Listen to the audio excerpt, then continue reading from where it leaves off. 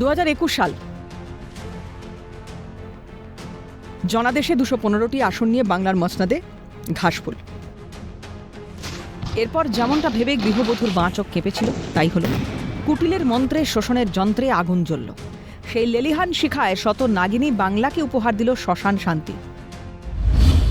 রাজ্য জুড়ে 57 জন বিজেপি কর্মী খুন হয়েছিলেন। দায়ের করা হয়েছিল 12,000-এর বেশি মামলা। লাশের ওপর লাশ সাজিয়ে গড়ে উঠেছিল প্রশাসনের ভিত।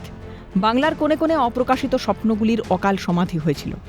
প্রবল প্রতাপে কালনেমির দল সবুজ আবির উড়িয়ে বাংলাকে ছিন্ন ভিন্ন করেছিল পৈশাচিক আনন্দে। জাতীয় মানবাধিকার কমিশন স্বতঃপ্রণোদিত হয়ে তদন্ত কমিটি গঠন করে। তদন্তের দায়িত্ব নেয় সিবিআই এবং বিশেষ তদন্তকারী দল। হিমালয় থেকে গঙ্গাসাগর, চোখের জল মুছতে মুছতে ছুটে বেরিয়েছিলেন তৎকালীন বিরোধী দলনেতা। দুরু দুরু বুকে বেঁচে থাকা যুবক হৃদয়ে গুলিকে নিজের বুকে চেপে ধরেছিলেন শুভেন্দু। বরাভয় জুগিয়েছিলেন বাংলাকে, চোখের বদলে চোখ নিলে সারা পৃথিবী অন্ধ হয়ে যাবে।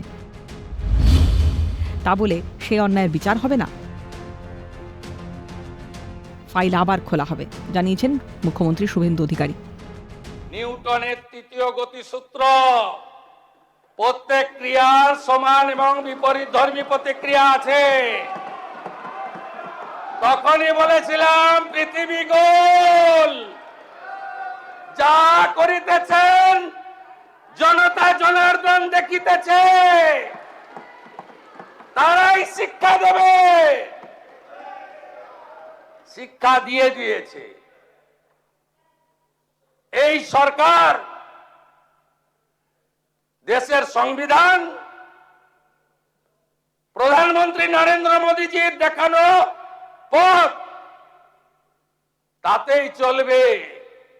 বিকাশও হবে, বিরাসতও হবে, और सबका साथ सबका विकास भी होगा, सबका हिसाब भी होगा। 2026-এ রাজ্যে ফের পালাবদল ঘটল। তবে সেই 2021-এর পুনরাবৃত্তি হয়নি। তৃণমূলের পতাকা নিয়ে ময়দানে নেমেছিলেন যেসব কর্মী, তারাও নিশ্চিন্তে বাড়িতে রয়েছেন। ঘরপোড়া গন্ধ আর নেই। সন্ধেবেলায় প্রদীপ জ্বলে তুলসী মঞ্চে।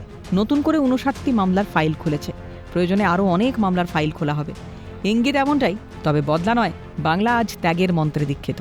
21-এর সেই বিভৎস দিন দুঃস্বপ্নের মতো কেটে গেছে। ধ্বংসের পরে জেগেছে নতুন ভোর। তাণ্ডব শেষে খুলেছে আবার সম্ভাবনার দোর। ক্যালকাটা নিউজ।